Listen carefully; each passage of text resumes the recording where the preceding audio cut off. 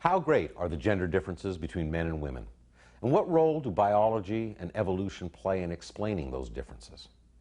Anthropologist Helen Fisher is renowned for her research into the natural history of love, sex, and other human behaviors. Her new book is called The First Sex. You've subtitled your new book, The First Sex, The Natural Talents of Women and How They Are Changing the World. I want to start with the first half of that, and the basic premise that there are innate and inherent differences between men and women. Give me some sense of what these natural talents that women have are. Well, there's lots of them, and both sexes have a lot of natural talents. And by the way, the reason I focus in this book on women's natural talents is because it is women that, an outstanding trend of the 20th century is women pouring into the job market. We'll get into the second half. Right. Absolutely. But that was the reason that I looked at women's natural talents rather than men's natural talents. Well, one that a lot of people have talked about for a long time is women's outstanding ability with words. Little girls speak sooner, with more grammatical accuracy, with more words per utterance. There's studies of linguistic skills in 14 different cultures, and women excel in all of them. Women's ability to find the right word rapidly, which is basic articulation, goes up in the middle of the monthly menstrual cycle when estrogen levels peak. And we know part of the brain is associated with women's natural talents with words. And I think that this talent evolved millions of years ago as women held their babies in front of their faces, cajoling them, reprimanding them, soothing them with words. I mean, words were women's tools. No, in fact, this is a very important point that you make, is that these natural talents, I guess, which include being more intuitive, more nurturing, aren't just the kind of the cliches of the male world, that there's all kinds of evidence in both biology and evolutionary history to suggest these differences go back to the dawn of time. Absolutely. Tell us about that evidence, that historical evidence. Well, first of all, a few more of the natural talents. I mean, there's a lot of them. Women have another thing, which is what I call web thinking. They more naturally absorb a lot of more details from the environment than men do, and they put these details in more complex patterns. They tend to generalize and synthesize. They tend to think in webs of factors, not straight lines.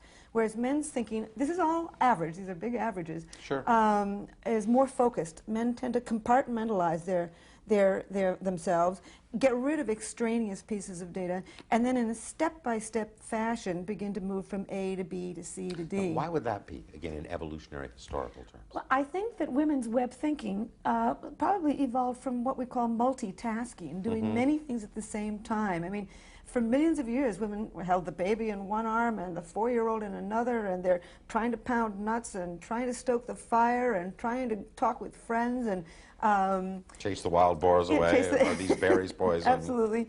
Whereas men, for millions of years, had to literally focus on that zebra. I mean, they cannot be busy, you know, smelling the flowers and enjoying the patterns in the sky, I mean, you know, in the clouds. And they've got to be focusing on that zebra and tracking it. And that requires a single-mindedness that I think emerged in a gender difference in the brain. Well, and this also relates to the academic research that you have done, either that there are absolute differences in the brain and the brain function between men and women. Is that right? Well, we're finding more and more of them, and in fact, we're just beginning to. I mean, when I started this, I started to just pour through the literature. I didn't even know what I was going to find. And indeed, for example, it's really, it's common knowledge now that the corpus callosum, which is the fibers that go and connect the two hemispheres of the brain, towards the rear, these fibers, these connecting links, are bigger in women. The corpus callosum is bigger in women than it is in men. So the two sides of the brain are better connected in women. And I wouldn't be surprised if that enables them, in part, to have that web thinking, to have that holistic, contextual, broad view that women seem to take on every subject. Now, again, just so we understand, that you believe that these are not a function so much of socialization or social trends, but of biological and evolutionary heredity, things that are encoded in the differences. It's never either or. Right. It's always both. Right. Now, moving on, these changes and differences also have implications for relationships between men and women. And the last part of this book, and the entire focus of your last book, The Anatomy of Love, you talk about how, as relationships change, the brain changes. There's different things that go on depending on where we are in a relationship. Explain to me kind of how that works. Okay, first of all, I don't use the word love. I divide it into three basically different mating emotions, and I've got a chapter on each one of these. Lust being one, associated in the brain in both men and women with testosterone, largely, and the circuits for testosterone. The second mating emotion being romantic love, obsessive love, infatuation, whatever you want to call it, associated in that feeling of giddiness, elation, euphoria. The early stage. Yeah, I mean, you can't eat, you can't sleep, you think constantly about this person, you can't get the person out of your mind. It's called intrusive thinking. You just think about them constantly. That is, I think, associated with different chemicals in the brain, dopamine and norepinephrine, which are natural stimulants, which give you that giddiness and joy. And the third kind of love, which is attachment, that sense of calm and peace and security that people have with a long-term partner. And I think that we're seeing real changes in romantic love. We're going to see more and more and more romantic love with the rise of women. We're seeing fewer and fewer arranged marriages around the world. People are beginning to choose a partner that they love. And along with that, we're going to see not only a lot of people who marry for love, but we're going to see more stalking, more suicide, more homicide, more books on love. Infatuation. Sure, I mean, rejection. You know, I mean, this is, I think it's mankind's most powerful emotion, romantic love. I think it evolved millions of years ago. So I think the sex drive evolved so that to motivate you to go out there and look for anybody. Well, I want to go there because a lot of the hypothesis on these differences were based on primate mating habits. Is that right? And are the differences seen there? Well, it's amazing how... The differences, I guess, and similarities. Yeah. Anthropologists have not looked at romantic love. They've looked at the sex drive, and they've looked at attachment, and they've forgotten romantic love. And as a matter of fact, in an academic paper and in this book, The First Sex, I maintain that romantic love comes out of nature, that it is animal magnetism, that it is animal attraction, and that in fact the peacock evolved its tail feathers so that a female would be attracted to him and not to another. It's different from the sex drive. I mean, I think among birds, among all of the mammals, we evolved the sex drive to get us out there looking for anything. Attraction, the attraction system in the brain, to weed out between all of those individuals and focus our attention and energy on just one or two. And then I think attachment evolved in human beings so that after you become attracted to a particular individual and start the mating process, you stay together at least long enough to rear a child through infancy. Yeah, because that's interesting, because I mean, I think there were many people in the earlier book who believed that you were saying that we are genetically predisposed towards adultery and infidelity and relationships not lasting. Right. You know, it's very interesting how that word predisposed is a tricky one. I will continue to say that we are an animal that has evolved to do many things. We've evolved for deep attachment. We've also evolved for wild infatuation, and we've evolved a very strong sex drive. We all want all three of those emotions for the same person at the same time. We know that we don't always get that. Sometimes you can be deeply attached to one person while you feel infatuated with somebody else, while you feel the sex drive when you just look at a magazine. So we're not a well-built animal. And in fact, in that book, Anatomy of Love, I maintain that we were originally built to have a series of pair bonding relationships. But you know what else, Alan? We evolved a nice big cerebral cortex. We make choices. I even believe in free will. I think that there's three parts of behavior. I think that there's all your genetic drives that are tendencies. I think there's your culture that gives you a nice strong suggestion of what good behavior is. And then at some point you lie in bed at night, and with this prefrontal cortex, with this crossroads of the mind, you weigh all of that biology and all of that culture, and you make decisions. You're also talking now, though, also about the feminization of lust, which is an interesting concept, both creating a different role for women in the world and a different nature of the balance of relationships between men and women. What do you mean by the feminization of love? Well, of lust. Of lust. Well, you know, we used to really have a double standard, and men were. If a man went out to, you know, copulate with the neighbors, then this showed his manliness, and women there's a lot of scientists, by the way, who still believe that women have a lower sex drive than men. Mm-hmm. All of our textbooks actually say that. In this book, I maintain that the sex drive is simply very different, that men's sex drive is more constant, that women's sex drive is more intense, that men's sex drive is more focused on just orgasm, that female sex drive is more contextual, it's embedded in romance and flowers and fancy dinners, etc. They're simply different sex drives. And in fact, I think when you get to middle age, the sexes can be very similar. But in terms of the feminization of lust, we're beginning to define sexuality and intimacy in female terms. Explain that. Well, for example, it was long regarded that if a man washed your car and brought home the food and helped you support your children, that this was sort of intimate behavior. We now regard certainly intimacy, I mean. Yeah, effort for which sex was the reward. Right, absolutely. Well, you know, no animal does something for nothing. I mean, we're all vitally interested in exchange systems. I mean, but what I actually mean by that is the double standard is disappearing. We're beginning to understand that women have a sex drive, and men are beginning to attempt to satisfy the sex drive. You know, the amount of foreplay has doubled in the last 20 years.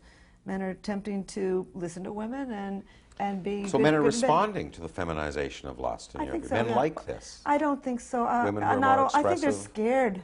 Yeah, Don't I you do think too. they're scared? I do too. That's what I was wondering. Yeah, I think that, I mean, I get to a door these days, a public door, and I see men pull back. They don't know whether to open the door for me or not. I mean, they don't know what kind of woman I am, and they've got to sort of, you know, all of the rules are off. And that is, in times of great opportunity, there's also great stress.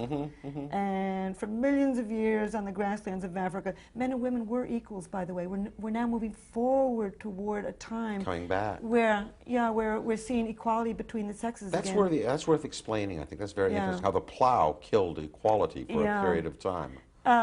That's, boy, the plow, I stumbled on that too. For millions of years, women commuted to work Right. to do their gathering of Right. vegetables. They came home with much of the evening meal. They left their children in daycare. There was a rough equality between the sexes, and the double income family was always the rule. They began to settle down about 10,000 years ago on the land. Somebody finally invented the plow, and with the beginning of plow agriculture, men's jobs became extremely important. Right. Moving the rocks, They were in the fields now. in the fields, plowing the land, dealing with those animals, bringing the crops to market, coming home with the money. Right. And women no longer could wander off the land and come home with 60 to 80% of the evening meal. They were now second-class citizens doing the weeding, picking, pruning. In the home. In the home and, Right. and in the fields. Right. And when they lost their economic power around the world in agrarian societies, women did lose a tremendous amount of social power, which is why Simone de Beauvoir called that book The Second Sex. Right, right. And then with the beginning of the Industrial Revolution, both men and women began to pour into the job market. And really after World War I in the 20th century, the whole job market began to change in ways that began to need women, all of the clerical jobs that women could take. And so really in the 1920s, you see women pouring into the job market and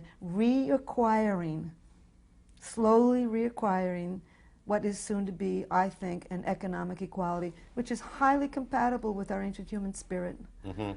And accelerated now by the information Yeah. economy and those changes. And you know, in terms of me being an optimist, and let's take a look at marriage. I mean, you know. Yeah, because I want to finish Yeah. there on marriage, because you're optimistic about marriage too. Yeah. Divorce rates are going up, Right. crazy. You think marriages have a better chance now than virtually any other time in modern history. Right. Well, first of all, let me tell you something that you're not likely to believe, which demographers and sociologists know, but nobody wants to listen to, which is that marriages are no less stable today than they were 100 years ago. 100 years ago, your spouse died. Today, we divorce instead. So the stability of the family hasn't changed a lot. That people stayed in crummy relationships because of the women's subservient position? Is that the point you're In the making? past, the marriages were slightly shorter simply Right. because your spouse died Oh, on I you. see. Okay, okay. And today, But on the farm, you had to stay in that marriage Right. until death do us part. What are you going to do? You can't, you can't dig up half of the wheat field and move it out of town. You leave empty-handed, or you stick around. And divorce rates were very low in pre-industrial pre-industrial farming cultures. But with with more and more women working, you can leave an unhappy marriage, and that's what we're seeing today. We're seeing more and more people, men and women, leave unhappy marriages. But what we don't talk about is the number of men and women who try it again. I mean, a huge upsurge of remarriages. Remarriages, of course. And what's most interesting to me is that marriage is really changing. You know, constantly our newspapers are talking about the decline of matrimony. Decline is the wrong word. It's reformation of matrimony. We're making new kinds of marriages. We're moving into what I say in the book are these peer marriages, yeah. Also known as symmetrical marriages or companionate marriages. And these are marriages between equals. And in those kinds of marriages, I mean, you know, in New York, where I live, when I walk into a husband and wife, into their home in the evening, I don't know who bought dinner. I don't know who cooked dinner. I don't even know who's going to clean up dinner. I mean, in these symmetrical marriages, the household chores are negotiated. We're finally at a time in human evolution where chores are negotiated. That's Manhattan. What's happening in Iowa? Yeah. Well, if they're still on the farm in Iowa, the sex roles are certainly a good deal more structured, no question about it. But we are heading towards an urban 21st century in which women are much, much better educated. They've got many more connections. They've got many more job experiences. They come into a marriage as more interesting human beings. And because of that, I think that if there ever was a time, I wrote this sentence and I looked at it and I said, do you believe this? But you know, I do. And it goes something like this. If there ever was a time in human evolution where we have the opportunity to make exciting, satisfying marriages, that time is now.